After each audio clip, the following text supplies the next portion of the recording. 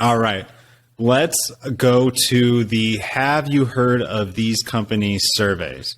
So this is the 8th time we've done this. And to answer, you simply needed to say yes or no to have you heard of the company listed. And we did this for 29 different companies. So yeah, 8th time. The first time we did this was in June 2019. And we will link all data results for each year in the notes. But a few other notes just about this survey is, like, most likely these are companies that you can fill an entire gym with. It's also tough and definitely unfair to compare everybody on this list. So you have the giants like Rogue and Titan and Rep, and then you're also comparing them to people that are newer or primarily known for local. And then also just they supply to a niche group of people like CrossFit or specifically powerlifting. Also, just because somebody has heard of a company does not mean that they would ultimately buy from them or consider purchasing from them. And then also just in an effort to keep the survey fresh and manageable, sometimes we add or remove certain companies. We did this survey last August, and each company received about 3 times more than this time. Huh. So it's likely that the most knowledgeable and the most passionate are the ones answering this, whereas before you might have had people a little bit, maybe not as knowledgeable. So, and that's just something that we have to deal with based on the Instagram algorithm switching from one month to the next. But regardless, the data is still interesting and relatively the same other than a few different changes. So let's go over that. All right. So first of all, the top 3 did not change. So 1 Rogue, 2 Titan, 3 Rep, all at around 97% or higher. This top 3 has not changed since October 2020, and it's always been in that order. We have AbMat moving up a spot into 4th place, and then another company going up was Sorinex going from 10th to 5th. Whoa. In places 6 through 10 were Vulcan, Frey, American Barbell, Kabuki, and Bells of Steel. They were all strongly in the 82 to 86 percentile area. A couple companies that fell on this list in terms of rankings were American Barbell, who went from 4th to 8th, and then PRX went from 6th to 12th. Outside of Sorinex moving up, like we mentioned above, the only other company that moved up more than 2 spaces was Bells of Steel, who went from 14 to 10. And then we also had some newcomers on this list. So like I mentioned earlier, we change out the list just to keep it fresh. And if we ever have a company that we're just curious about, we'll throw it in. But largely, for the most part, it's like we do this for only about 4 or 5 companies each time. So some newcomers on this list were Elite FDS, who moved into 15th place. Yes. Crandall Fitness, 24th place. The Strength Co. ranked 20. The Strength Depot, 26th. And then Freedom Fitness Equipment ranked 29 out of 29. So sorry, Ashton, about that, but only 8% know who your company is. And also, just on that note, I mean, we're technically not a fitness brand. We don't even carry our own line. We're just a reseller, to be perfectly frank. So that makes total sense. Right.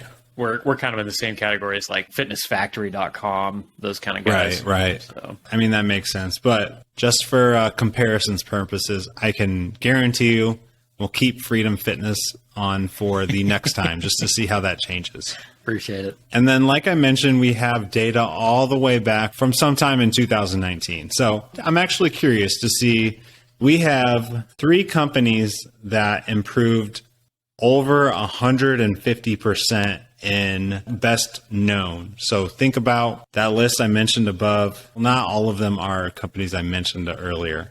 But do you guys have any guesses as to companies that have made the biggest jumps since 2019. Well, you mentioned one. I thought Bells of Steel is really making a push. Yeah, so Bells of Steel is just outside that list, but I actually had them here.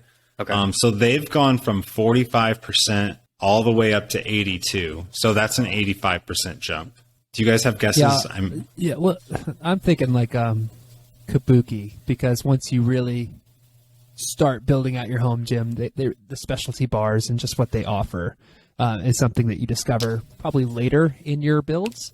Have they grown quite a bit or no? No. So most companies are up between like 20 and 30%. And that kind of makes sense, just like knowing that like most people answering these questions are a little more knowledgeable than they were 2-3 years ago. But no, Kabuki is just kind of like a standard growth in terms of this. I'll just let you guys know because it's basically the people that started really low and then are now like mediocre. So the first one is Force USA, who has gone from 16% to 66%, and that's a 315% increase. Wow. Go Strong, 16 to 67%, that's 318%. And then also Frey Fitness, who 3 years ago, most people had no idea who they were. And they were actually probably just coming up first or second year. People probably heard of Fringe Sport more than they have of Frey. For sure. But Frey's gone from 32% to 85%. And then there are only two companies that we've done basically every time, starting from 2019 all the way up today, that are down. That would be Again Faster and Body Solid. Oh. Again Faster was in my head as soon as you started explaining that popped in there. Huh. I like Body Solid. Hate to see them dropping. Their rep I have won't to say, respond to me, but I think Titan Fitness has kicked Body Solid's ass these last few years. I'm serious. Body Solid is like, if you're someone buying non-used, Titan is more likely a much better value. And Body Solid has really high prices, and they're not made in America either. So, and I've had some experience with Body Solid stuff, and I've not been super impressed. It's like one of those things where you find it on the used marketplace for a good deal, grab it. But I think if you're getting new for most things, I would go with Titan over Body Solid. yeah, I'm kind of in the same boat with you on that one. The problem with that Titan has, at least I'm aware of, is their distribution model is not quite the same. So Body Solid's able to both hit the residential market as well as the commercial market pretty heavy because they can actually get suppliers and distributors in various areas of the U.S. and internationally. Titan doesn't have that. Like, I've reached out to Titan and I've said, hey, can we distribute for you? And they just don't have anything. Oh, got it. Yeah. Yeah. That makes sense. I had some comments on that list if we got a couple of seconds on like some of those brands. Sure.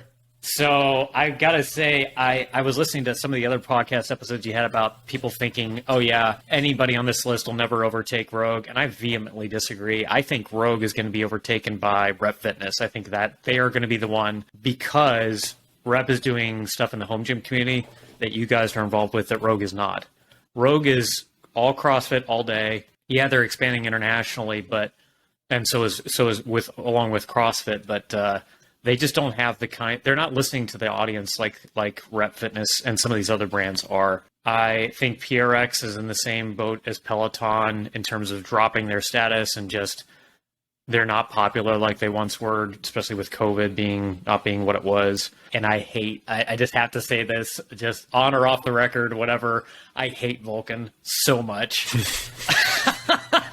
It's a personal vendetta, but they screwed me on a rack that I tried to get from them. It was rusting from the inside out, and they tried to give me $100 back. So I have a personal thing for them. I'm sure their product is fine. They sell a bunch of military installations and bases, but I'm surprised they're high up on that list because I just haven't been impressed. Yeah, they've always been high up on the list, and I would say they wouldn't be somebody that would come to mind, especially with like most of these people are heavily into like the companies that are putting out a lot of social media, and Vulcan's not doing much at all on social media. That does surprise me as well. That's good feedback about the like Rep overtaking Rogue. A really good example is Rogue's new multi-grip bar that they keep promoting, or at least Bill does.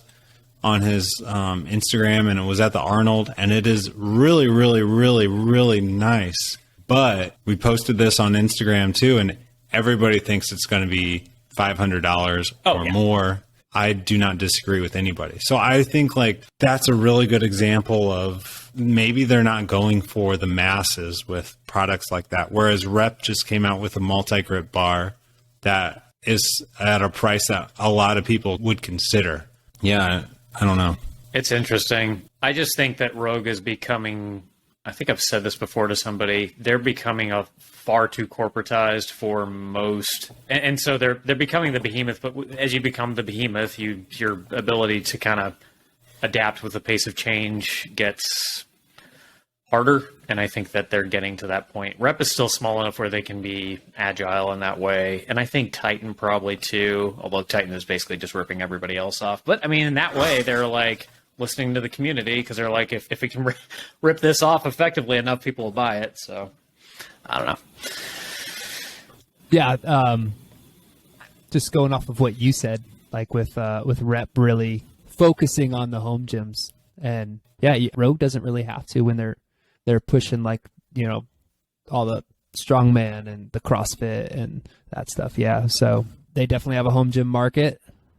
Is it their number one focus? Probably. I mean, no, it's not. So yeah, I could see like for this market and this audience, Rep being that number one brand. Yeah. How long that'll take, who knows? It probably will take a little bit bigger of a catalog and maybe some strength machines and things like that. But yeah, it could definitely happen. Adam and I were sitting at the Arnold at the strongman competition, and we were kind of talking about this, how there are going to be plenty of people who are here that just see that Rogue is sponsoring this event, and they're just going to buy from Rogue. Those are likely not the people deep within the home gym community answering survey questions like this. So I think there's something there as well. Like Rogue knows their superpower is their really, really strong brand. So they're just going to continue pushing that until it doesn't work anymore, I guess. But who knows? That could continue to dominate for them, or, you know, companies like Rep who are really seemingly focusing on the home gym crowd. Is that going to be enough to catch Rogue? I don't know. You know, I will say, like, yes, that this is kind of off topic. It's Rogue, so it's on topic. That multi-grip bar was super impressive looking, but the most impressive thing in that booth was that 4x3 rack. Oh my gosh. With the cross member attachments. I mean, it was insane. It's way overbuilt. No one needs that, but it was awesome. I commented on Gluck's gym post about that, and I was like, who in their right mind, even from a commercial standpoint, needs that crap? Like, no one needs it. You could put that in an NFL training facility, and it's still overbuilt. Like, with gussets, really? Like what? Elite FTS, who is like, they are the overbuilt of all overbuilt machines. Like, everything they do, you could drop it off of the Chrysler building and it wouldn't break. And their stuff doesn't go beyond 3x3. So it was in my opinion, it was just like this gigantic marketing gimmick, but it's hilarious. And I think Jake and I were talking, and Jake, you ended up being right, because we were guessing the price on just like that style, but your 4-post rack. And I kept saying, like, no, I think it's like 3 something. He's like, no, it's 50 something, like 57 or something like that. I was like, no, I think you're thinking of the Monster Cave. This one. And he's absolutely right. It's like $6,000 just for right. that. Yeah. Oh my gosh. It's insane though, but it's super cool. Can you imagine having that in your garage and then like moving My dinky homes? little basement. No, dude, no. Like, and it's such a well, and then you're locked into the Rogue ecosystem for any attachments. Nobody in their right mind is going to make a 4x3. I don't see any other manufacturers jumping on that. I think they're going to sell like 2, and I hope they jump off of it, because my goodness. Okay, just go for a 4x4. Why not? Just go for a 4x4 now. Right. Seriously. I will say, though, it looked very impressive. It literally looked like a tank, but too much. All right, let's. right, that's- enough Rogue chat. Go ahead, Adam. Sorry. That's going to wrap it up with our survey discussion. Now we're going to jump in with Ashton with some Q&A.